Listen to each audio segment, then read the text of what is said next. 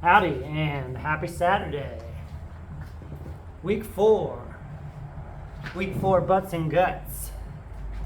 Smaller crowd today. Sometimes we got a big crowd like last week. Sometimes we got a small crowd. And the show will always go on. We will get the gains. And we will all enjoy the recording multiple times every week, because I know everybody runs through the recording at least 2-3 other days each week before we meet up on Saturday again. Now, today, on week 4 of glutes and abs, we are structuring things a little bit differently, which is what we do every week. We switch things up a little bit, same idea, different patterns or different programming. And today what we're going to do is we're going to split this into 4 chunks.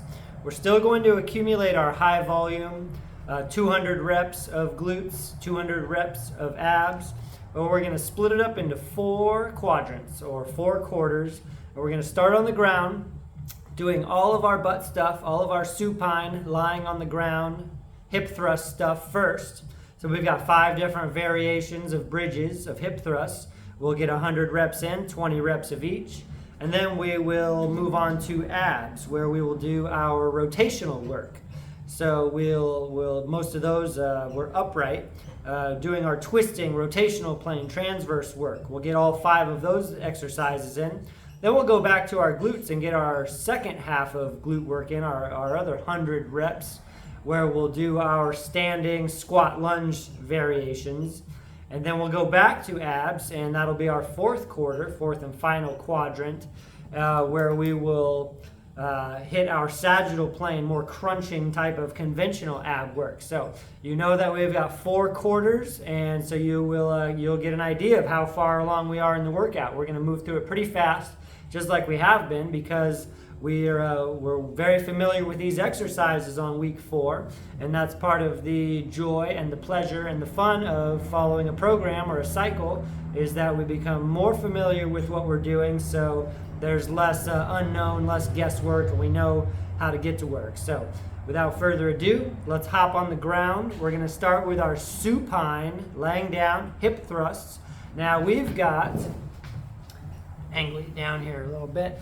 We've got a chair that we're going to be using today. You can still use a stability ball, and we'll use the stability ball for some things, but we've got a nice solid chair Andrea and I will be using for all of our bridge variations. So, yeah, muting right now. And let's go ahead and hit the deck.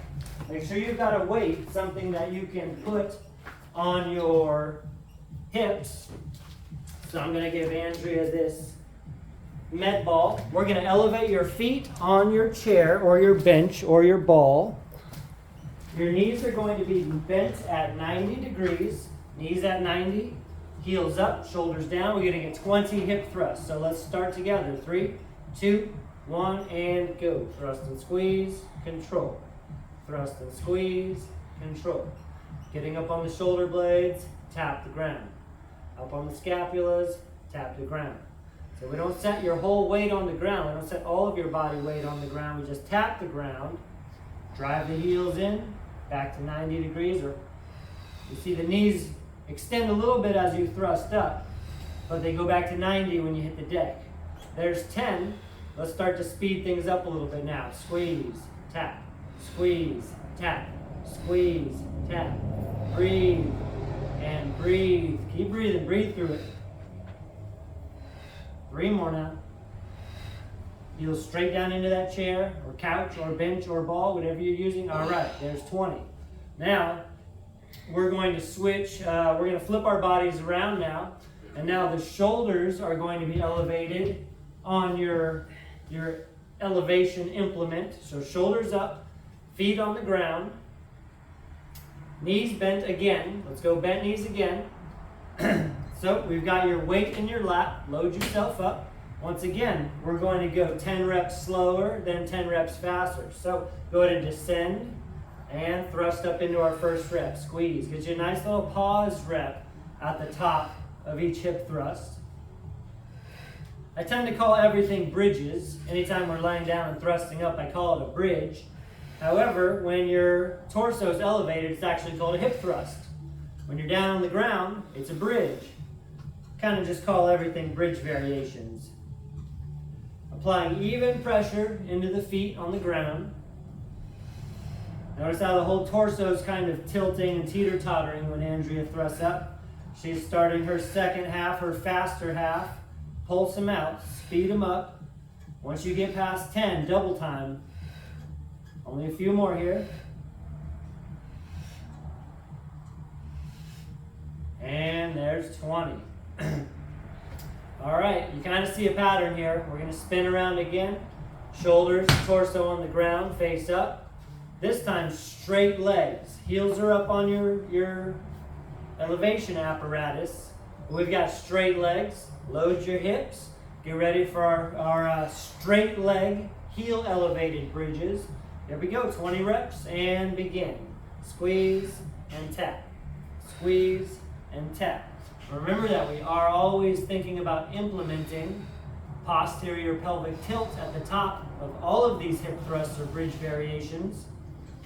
That's where you really try to neutralize your lower back, prevent any excessive arching and bowing of your lower back, clenching your glutes, kind of telling yourself you're tucking your tailbone under.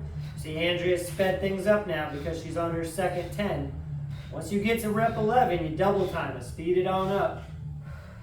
I like working muscle contractions at different rates of firing, rates of contraction. It's kind of like having different gears. You can do exercises at all different speeds, and I like doing them from slow or isometric, no motion, to rapid fire and quick. All right, we're going to spin it on around again. Shoulders are elevated on the bench. We've got the lap loaded with the med ball. Let's go feet about hip width apart, toes up, heels down. So we've got straight legs, toes up, heels down. And we're going to go right into our fourth set. Here we go. Let's dip and squeeze. Dip and squeeze. Keep your pace with Andrea right now. This is a good cadence. There's 4 and 5 and 6, 7 and 8. Get ready to speed it on up now. 9 and 10. Here we go. Fast action.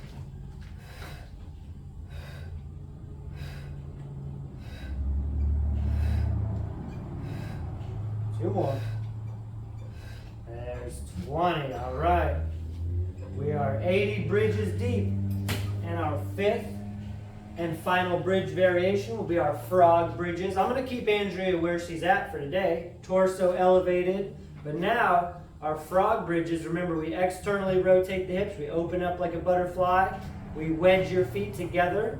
So we press your feet together and simultaneously push downward into the ground. So, frog bridge, yep, we can still load the lap. Feet together, knees open and bent. And let's go ahead and thrust up into our first rep.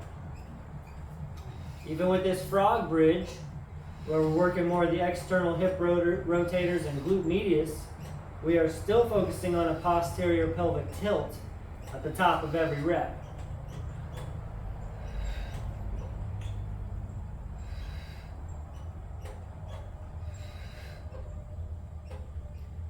After rep 10, get ready to speed it up. Here we go.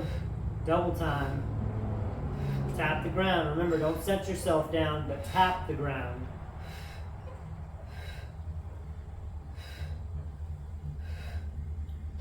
All right. Now there we got 100 reps of hip thrusts. And remember, the theme of this is high volume, but not mindless volume. So 100 bridges is a lot. We broke it down into 5 different variations with 2 different speeds, 2 different rates of contraction. So now we're going to move on to our transverse plane work, our core work, or ab work, you could say. And remember, we're working rotational, the rotational aspect of our abdominal capabilities. First thing we're going to do, I'm going to have Andrea sit up on this stability ball. We're going to do Russian twists. You can do Russian twists on a chair or on the floor or on a ball if you got one. I like using a ball because that just challenges your core even more to stabilize. You're going to start sitting tall, then lean back just a little bit, not a lot, just a little bit. And we're going to twist and tap the ground or the ball or the chair. We'll go ahead and start here. And now every 2 taps is 1 rep. So we're going back and forth 20 times. So you get 40 twists total, 20 on each side. Now once again, once we get to 10 reps, we're going to speed things up after 10 reps. Now see how Andrea's torso, her sternum, is following her ball. Her belly button is twisting with the ball. She's not just using her arms to reach side to side. Her entire upper body is moving as one unit. Get your 20 reps in on both sides. Remember, that's 40 twists total. And once you're done with those, we're going to move on to our next transverse exercise where we'll be standing doing our carousels. We're going to switch implements here. Grab a kettlebell. Something with handles can be handy, obviously, here. And remember, with our carousels, we're doing a 180-degree rotation. Go and pick that on up.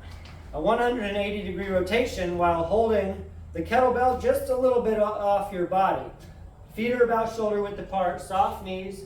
Keep your hips tight. And we're going to rotate to the right, rotate to the left. We twist to the right, twist to the left, and we stop right at 180 degrees. So the key here, and again, we're going 20 each direction, so it's 40 twists total. The key here to get the right effect in your external obliques, keep going, no stop, yeah, keep going, stop, and straight, yeah, reverse, reverse. We want to feel your obliques put on the brakes and then reverse and accelerate. So there should be an aspect of deceleration when you stop and acceleration as you reverse. Once again, try to speed it up after you get 10 reps each way. Try not to let your hips swivel. Keep the hips pretty grounded, pretty planted and anchored. That way you feel more of the spine and your obliques doing the deceleration and acceleration. Now I'm going to have a fun combination here because our next transverse plane exercise will be our upper body twisters, which is essentially a very similar movement pattern. Essentially the same exercise, only a little different, but that's how exercise variations work. We play with angles and we turn it into something else. So now you're going to hold on to something light, something very light that you can move quickly. And you're going to hold your implement. Let's move you right into the camera a little more here. Scoot back a little bit. You're going to hold it up at shoulder level. And now you're doing that same 180-degree rotation, but fast. These are all fast, lightning fast. We're not pivoting the feet. We're anchoring the hips, anchoring the feet, working from the torso up. And again, don't let yourself fly past 180 degrees.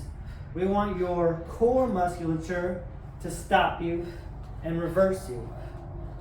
It is possible to just let the stretch reflex in your spine, amongst other joints, to kind of ricochet or rebound and slingshot you in the opposite direction, but we want to feel like we are strictly controlling the stop and the reverse.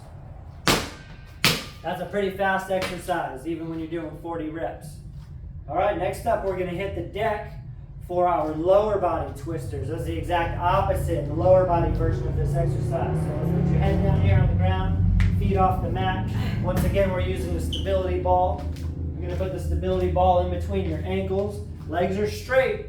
Should already be getting a good hamstring stretch. Arms out wide, palms facing down. We're going to drop the ball one direction, tap the ground with your feet, and reverse. Control the descent, tap, and reverse. Now what's important to remember here is that it's really a full body exercise. You're gripping the ball, using your inner thighs, your hip adductors. Obviously we're twisting and using your obliques, internal and external obliques. And then we're also anchoring with your arms.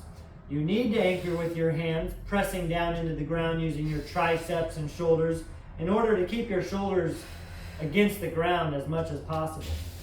So we're actually pushing and pulling at the same time.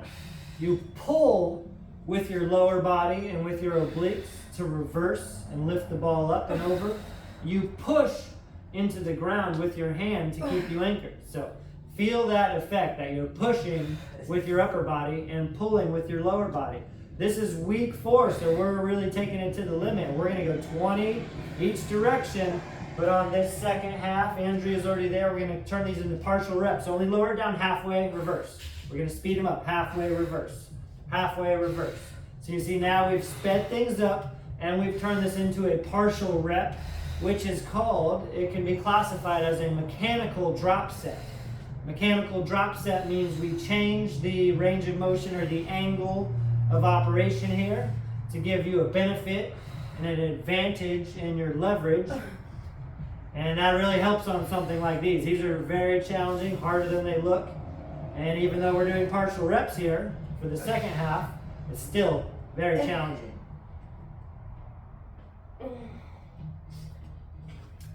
This is transverse exercise 4 out of 5.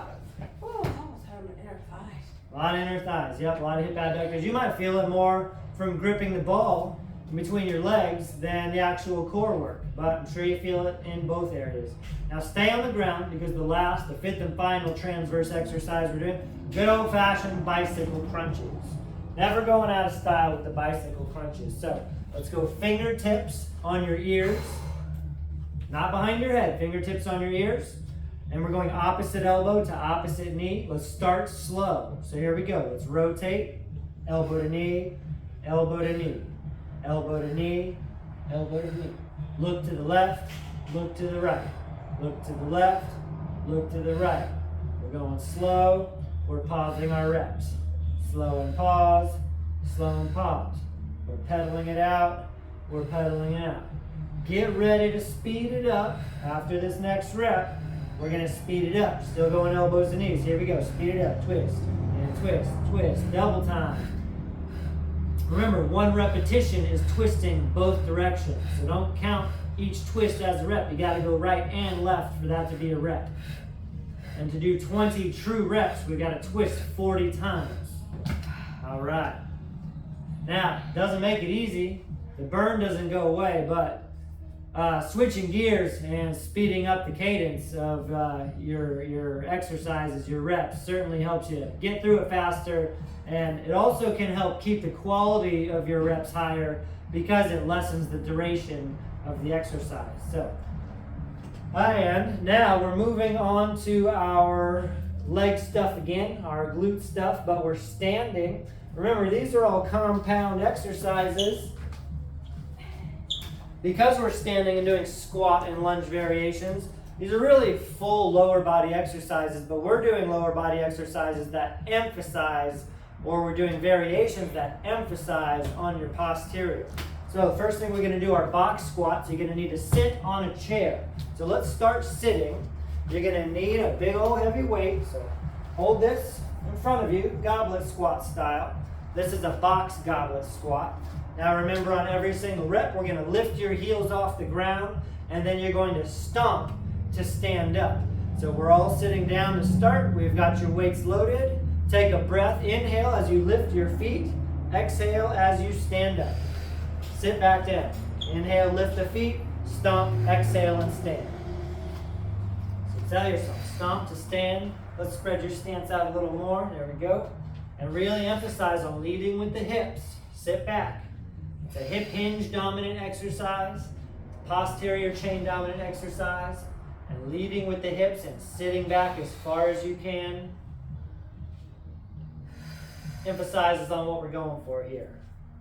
I like lifting the feet off the ground because it forces you to engage, not only to engage your abdominals and your entire core and your lower body simultaneously, but harder. It's harder to engage things when you go from non-weight bearing to all of a sudden pushing your feet into the ground and having to budge your entire body weight up off the chair. We're keeping this same tempo throughout our 20 reps. We want to stay in control. We don't need to speed these up. Although you are always telling yourself, come up aggressively. We're not trying to go fast both directions. We always control the descent, sit down, control the eccentric, and we come up aggressively. Get your 20 reps in. Keep track now. Think about your butt. This is, once again, it's compound exercise, full lower body, but it is posterior dominant, so we should focus on that always.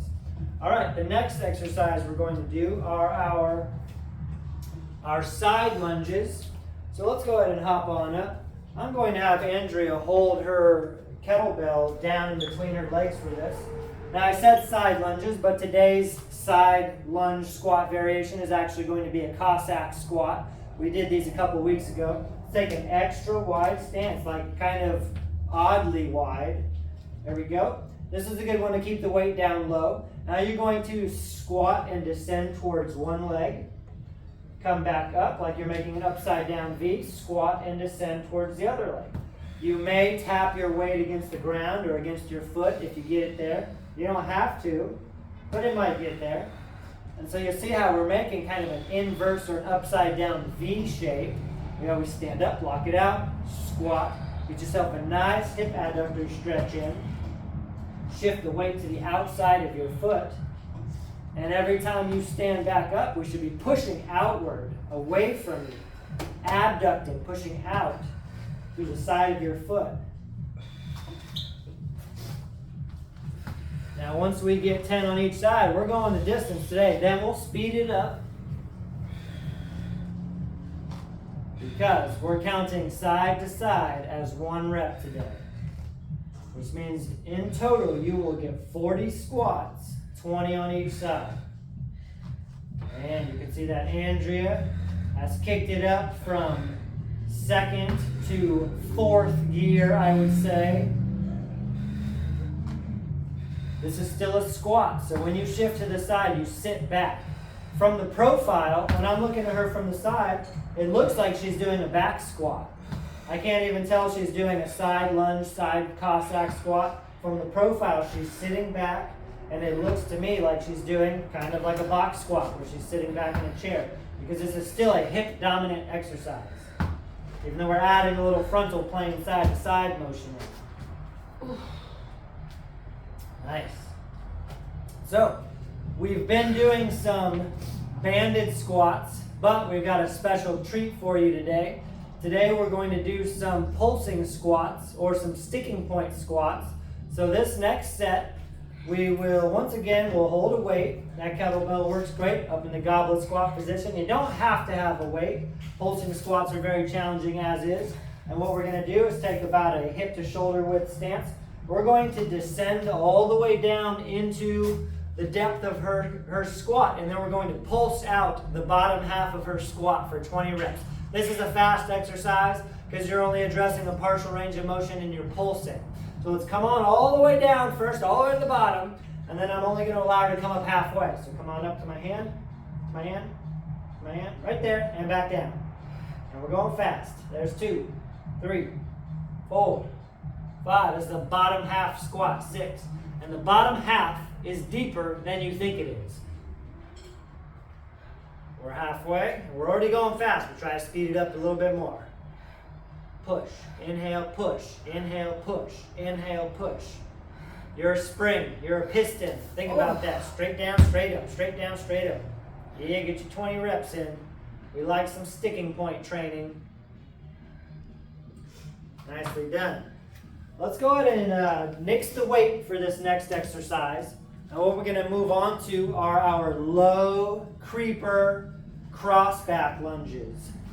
So, the cross back lunge, we're adding a little bit of diagonal side to side movement. We're kind of strafing side to side.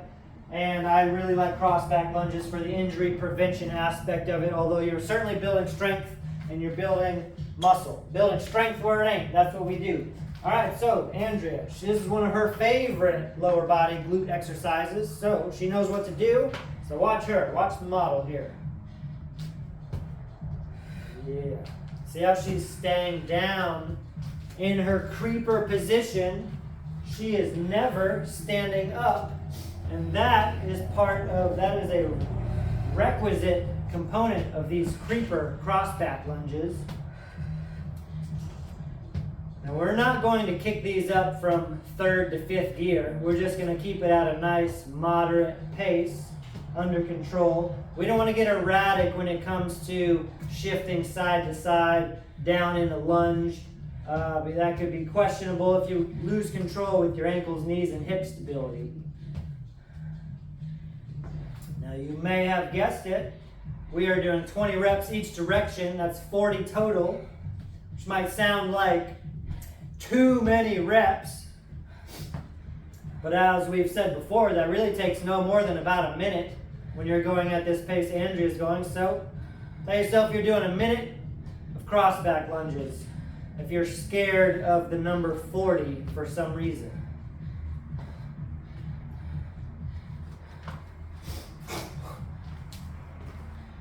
Something that can also help us to get the desired effect to the maximum is to twist towards your front leg. So when your right leg is in front, you kind of twist your torso to the right. When your left leg is in front, kind of twist your torso to the left. That squares you up and keeps you facing forward. Prevents you from twisting as you step back behind you. If we don't keep your torso squared up facing forward, we lose a little bit of the lateral stimulus on your outer hips. Go ahead and finish your reps up now.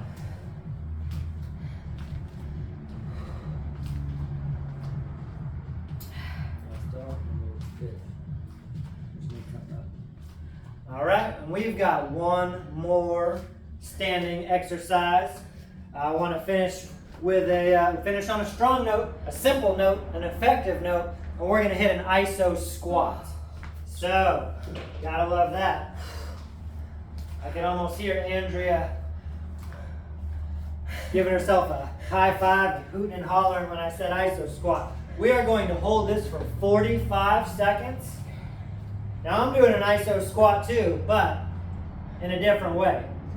So, let's hold this weight either down in between your legs or up here, goblet squat style. Let's take a shoulder width stance. And we're going to hold a 45-second iso squat. What's great about an iso squat is that you can always drop the weight and make it a drop set if you need to. So we're going to come down to the halfway point and we're going to hold it there. You're not going to move. We're going to practice our static strength. You're going to breathe. You're going to think. You're going to love it. Ready? 3, 2, 1, and squat.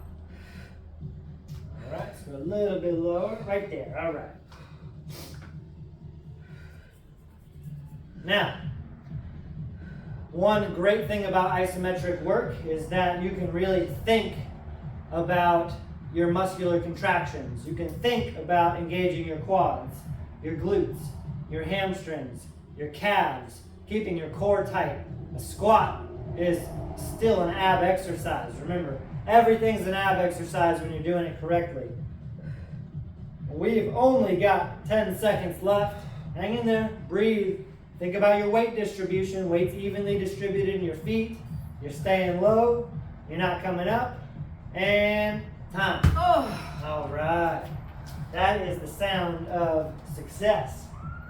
So, the fourth and final quarter of this workout, we're going back to abs. We're doing our sagittal plane work. So more of our conventional type of core work. All right, let's start with our stability ball crunches. We'll get rid of the kettlebell. We'll use a med ball here. We're going to do our upward crunches. So let's put your feet over there. Go and lay down on here. Here's your med ball. Arms are straight. Belly button and abdominals are right on top of the ball. Knees are bent. We're pressing straight up. Let's get 20 reps. And you see I've got my hands positioned, my hand position right above Andrea's shoulders, which is her target. And that ensures that she is crunching straight up vertically. We're not crunching forward. In order to crunch straight up vertically, you have to press your lower back into the ball. And also think about pressing your nose up to the ceiling. As always, remember, we put a heavy emphasis on the eccentric phase of a crunch because leaning back is half of the crunch. The eccentric phase, like most exercises, is half the benefit, half the work, half the safety, half the fun.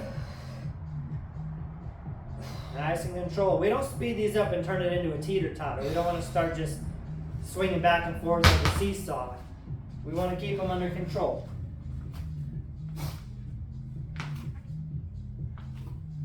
All right, next thing we're going to go into are our jackknife crunches, everybody's favorite. We're going to hop down on the ground. You're going to be laying on your back. We're going to use your stability ball or something to pass back and forth from your hands to your legs and from your legs to your hands. So let's go ahead and start holding on to your ball with your hands with this chair here. All right, so feet are up, legs are up in the air. So we'll bring the legs up too. Now we're going to open everything up first, and then as you close, we crunch and pass the ball. We open up, inhale, we close, crunch, and pass the ball. Now, for this exercise, and this exercise only, every single pass is going to count as a repetition. So you've got 20 passes total, 10 each direction. But we are still considering that 20 reps. And on this exercise, I do that sometimes because really, whether you're passing the ball forward or backwards, you're always crunching. You're always getting your shoulder blades off the ground. We're always engaging the lower abdominals, mid, upper abdominals, the obliques, the hip flexors, transverse abdominals. So it's really an all-encompassing crunch no matter which way you're passing it. And you can notice easily that this is effective both directions.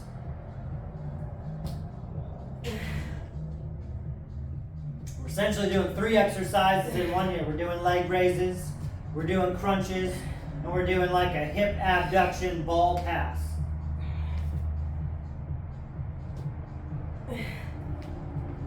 Once again, you may feel this in the inner thighs as much as you feel it in your abdominals. Perfectly fine. All right, remember that's 20 reps in each direction. No, 10 reps in each direction, 20 crunches total. Next, we'll be moving back onto the ball where we will be executing our diagonal or forward crunches. So you're going to lay on the ball again, only now you're going to position yourself so that you can crunch at about a 45-degree angle forward.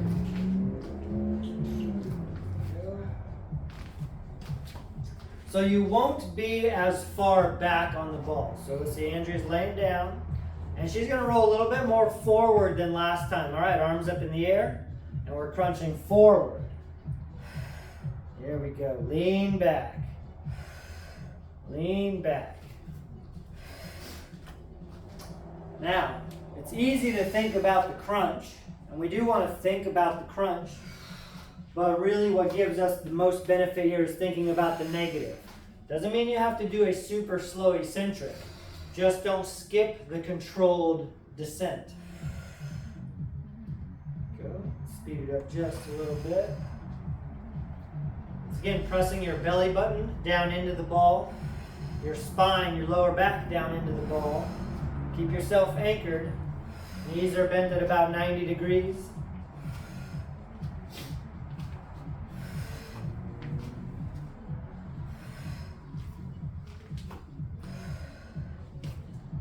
Get your 20 reps in now. Get your 20 reps in.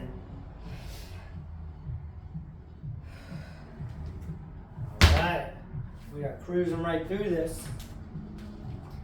The next sagittal plane exercise, we're going to do our good old-fashioned planks. Planks on the ball. Love an isometric exercise. Counting this as a sagittal plane exercise because we're pressing down. Essentially, that's in the frontal plane. All right, so let's go elbows on the ball.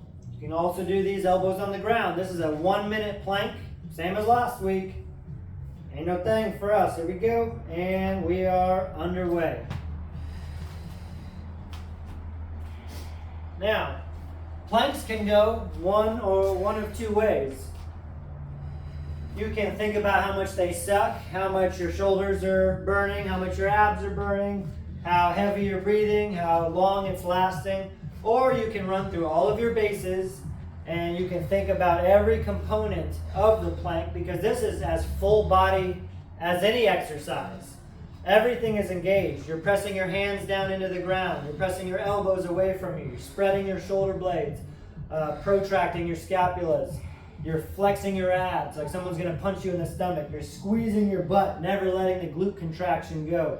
Pressing the toes into the ground. Quads are engaged. Flex your abs. Now breathe steadily. Breathe deep. Breathe steady. Breathe under control. 5 seconds. Look at that. We're almost there. 4, 3, 2, 1, and stop. All right.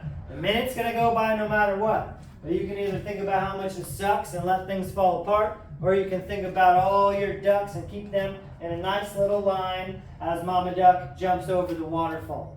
All right, so let's turn around. We're going to do our V-ups. This is our 5th and final sagittal plane ab exercise. V-ups is kind of like a boat pose, and it really is another old school, tried and true ab exercise. I kickstand my hands behind me when I do this. Andrea does not. So you can put your hands behind you for a little balance, or you can put them in front of you like Andrea does. So we've got your legs extended out in front of you. Spine is long. You're leaning back. You're going to crunch your knees to your chest and your chest to your knees, and then you open back up. Your butt, your tailbone is your fulcrum. So always push the fulcrum down into the ground in order to close the clamshell. All right, ready? 20 reps. Here we go, end of the workout, last set, best set. Andrea is very good at these. This is very yoga-esque. And I cannot do these so well without kickstanding my hands behind me, because I would just topple backwards, because I got a big, top-heavy man bod. Everyone's limb proportions are different, but in general, guys cannot do these as well as women, because we are a little more top-heavy, and we topple backwards. Not that we can't kind of do them. I can kind of do them. They just don't look that pretty and that under control. So that was a wonderful Butts and Guts workout, week 4, in the bag. Thanks for joining. Make sure you watch the recording at least once this week, because next week we start a new cycle. We get a new emphasis, or a couple of new emphasis on our training, and I can't wait to share that with you. I will be in Chile, Kansas. It could be hot or it could be a blizzard. We'll see, but can't wait. So have a happy Saturday. Enjoy. Get your cool down in. Don't just go from working out to taking a nap. Cool down. Never skip it. Thanks for joining.